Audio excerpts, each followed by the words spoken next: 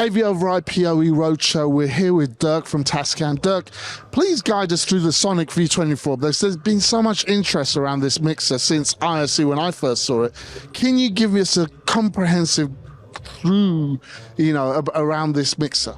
Okay, I'll try to make it short because that's really difficult because I have colleagues who can speak 10, 15 hours about that console, so I'll try to make it very fast today. The idea behind the Sonicview is, point one, great sound. That's what the Sonic stands for, TASCAM stands for since years. We have special HDIA microphone preamps who are discrete microphone preamps, not a non-chip solution. And the I stands for If I just interrupt you there, when we say true sound, because I've actually heard this, a lot of digital mixers, unless you're comfortable using a digital mixer, they can sound it's very difficult to master. What was surprising when I first saw and heard this at IRC was that it really does sound sonically there. Yeah, that's what we're doing with TASCAM since years in our digital console. So we had a large break between the DM series and that one, and even the DM series was noted to sound very analog for a digital mixing console, let's say it that way.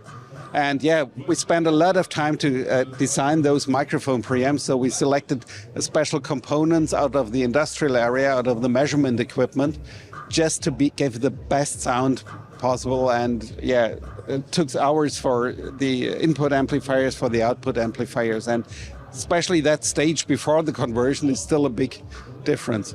Then we convert that signal with 32-bit and have an internal 54-bit FPGA, which gives you a very short latency from the input to the output, and as well best sound quality with the algorithms we are using. So sound quality is one of the major points of the Sonicview. The other one is the ergonomic usage. So the idea is to give the user, first of all, a way to adopt the console to your own concept. That's why we have all those user keys here. This means you can really define what functionality should be done by each of those keys. You can even change the layers. We have several fixed layers as offered, but you can have 7 completely individual programmed layers, which means you can have channel 1 over there, channel 2 here if you need it, channel 5 there.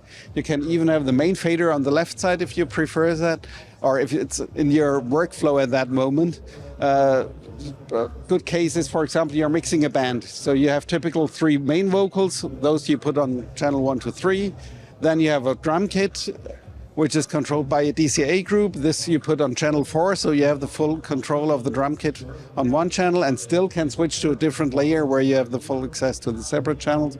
You put your guitars and others next to that, so you can arrange that directly as you need it, as it's the best for you while doing your live performance.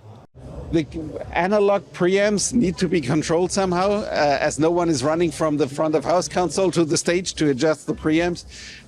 There's a control app you can use if you're not using the Sonicview.